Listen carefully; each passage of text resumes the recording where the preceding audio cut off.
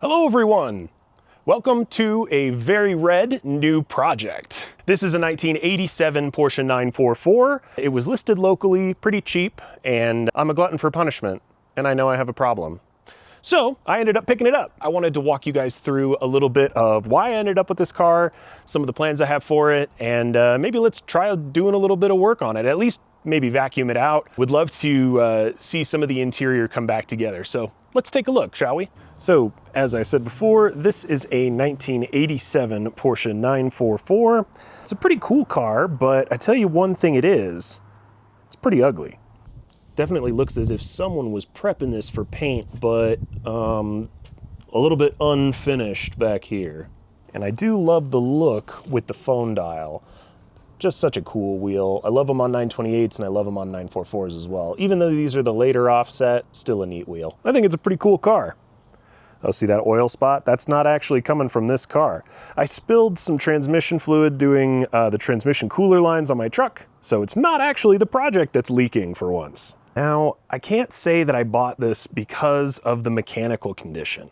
It's currently not running, taken apart a little bit. The guy I ended up getting it from said that he had messed with it a little bit, pretty much unknown condition. And now the only thing that I've actually done is put spark plugs in it. Didn't have any, so I just wanted to close those up. Ugh, all this yellow stuff, this is tree pollen. This was up in the mountains. This stuff is just the worst during allergy season. For the most part, things look good. Not seeing too much rodent damage. My last 944, the spark plug wires had been chewed through by a squirrel or something, and these are looking pretty good. Now, what actually sold me on this car is the interior. It's not half bad. We've got nice door panels. Seats are in passable shape for the age. Impossible to find a 944 without a cracked dash, but this is actually looking pretty good. And then we've even got that center console right there. We can probably put that back in and just fit it and see how that looks. I guarantee this interior will look so much better if we put that center console back. Back seat.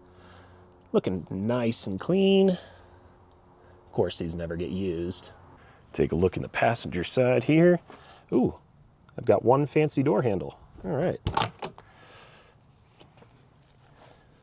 Looking pretty good. I did see, so those aren't radio wires. Those are for the DME computer. They had it pulled here, but the pins look pretty clean. The other thing is this. This is an old alarm system, and I'm willing to bet that this is probably one of the reasons why this thing isn't starting. It's either cutting out fuel or spark. Could be fuel. I think the guy told me that he got it to spark, but this is going to be something that we're going to have to remove pretty methodically, unfortunately. I've tried to find the wiring diagrams for them, and they kind of purposefully didn't release those because it would be easy for people to steal cars after that. So pretty much the only way to do it is just to go wire by wire and disconnect. So that's going to be something that's on our plate. I think we should try and dry fit this just for fun. Let's see. If it's boring, I'll speed it up. Just trying to get all right. I can't find the radio faceplate. That's annoying. Or haven't yet. Maybe it's somewhere in here. It's hard to keep these wires from kind of binding up. Okay. Look at that. That looks great. Then I think I have one of these. Oh, that's sweet. A couple screws in there. Oh yeah. Now it looks like a car. Man, huge improvement already. That just makes it look like a real car again. That's awesome. Wow. All right, we're already getting stuff going. Let's see if we can look in the trunk here. Oh, try. I'm not getting any turn. We're doing it the hard way. It's actually quite a mild day here in Colorado, but I'm gonna check and see the thermometer here. What's this looking like back here? Yeah, that's pretty hot. All right.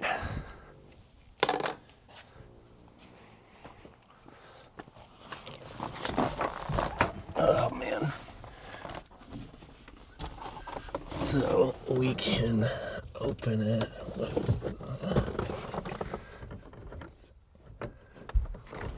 Oh, okay, got one side. Okay.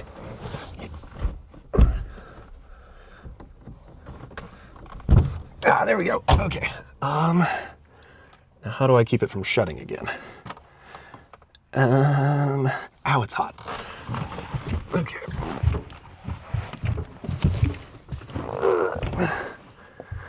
Oh my God.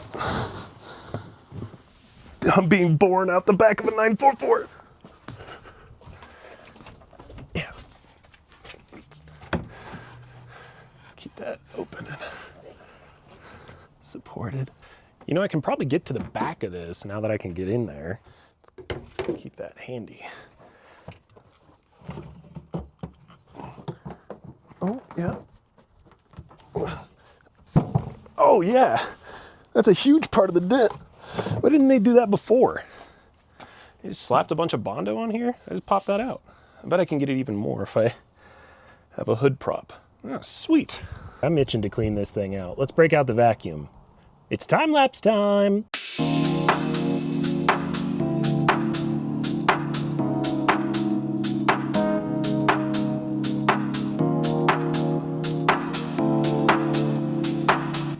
Now this is a new one for me. It's weird. The seats lean back all the way. Doesn't look like there's anything attached to it. Maybe they just used it to lock their stuff to in the car. Weird. Might have to pull the seat out to see if there's anything under there.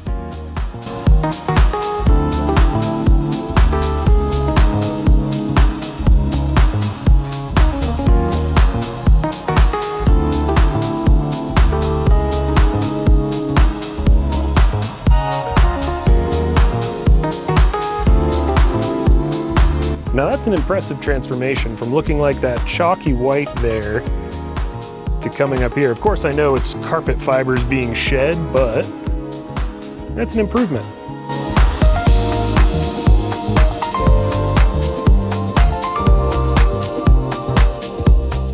Man, after just a vacuum and a quick wipe down, the interior on this thing is looking so much better. I think with old cars, and especially the way people end up listing on Marketplace, you really need to be able to envision the potential and see how things will look when things are nice and put back together. I feel like a lot of people are pretty quick to tear the whole interior out of something. All right, let's see what kind of treasures we've got from the inside. Intake boot, helpful. Couple boxes, made in Italy. These are probably for this crank and reference sensor. These look older and say made in Germany, so I bet those have been replaced already. Interesting. Okay, going through the usual suspects here. Another DME relay. The car charger for an ancient, probably Nokia. Panasonic tape deck converter. Would be great if I could find the radio faceplate. Another DME, awesome. Okay, we know what people have tried. And then a receipt for the relay and reference sensors. Yep, all right, so someone's tried a couple of the usual suspects. I also found this, the bill of sale that the guy before me got when he bought it even cheaper. And then this, I think this is part of the front valance, maybe? Figure out where that goes. And then this, I can tell from the shape, is the seal from the engine compartment under the hood. So we'll get that put back on. The seal back on.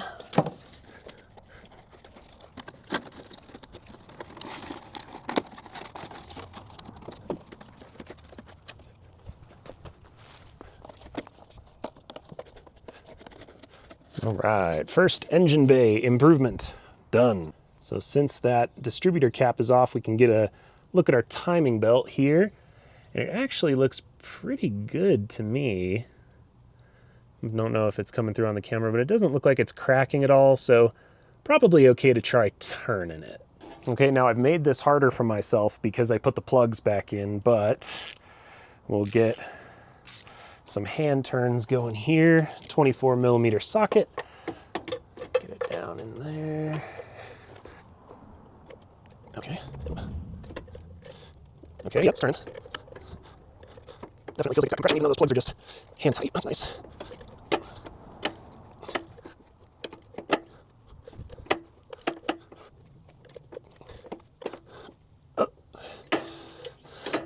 Uh-oh. That doesn't feel like compression.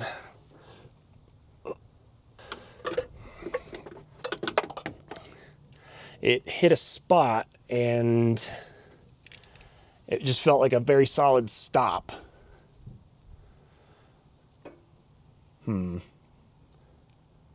That's concerning. Okay, don't do this at home, kids. I can go no further clockwise, so I'm going to very slowly and carefully go backwards and see if it catches in the other direction as well. Okay, so it's not fully stuck. Try to line up top bits there. Line up a lot. Okay, there's the mark. Okay, mark is there. Okay, it gets stuck the other direction too, just past top dead. Let's see, line those up real good. A bunch of people gave me crap for this on my 9/11 video, but I love my little scope. Even if the resolution's not super great, I can still see something. Okay. Now that's interesting. I don't know if you'll be able to see it on here. I might need to take a picture of it, but it looks like my OT mark and the place it should line up. Let's see, I'll take a quick photo here. All right, we'll throw that on the screen later. I wonder if I'm a tooth off. All right, I think I'm gonna try and turn it, if I can, in the right direction to see if I can get this to line up a little bit better.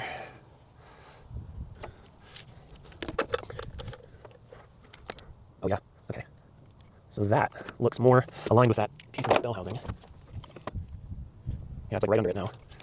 All right, I did get it to turn. I think it just kept hitting a spot where it just bound up a little bit, but I used a very small hand ratchet, so I wasn't putting a lot of, like breaker bar force on it. So I don't think I broke anything or bent anything, but turning freely, that means that we can focus on getting rid of that alarm system in future videos, because I think I'm gonna end the video here today. I did raid my parts shed and grabbed a couple things that I know this car needs, so always nice to have good spares on hand. But just want to say thank you all for watching.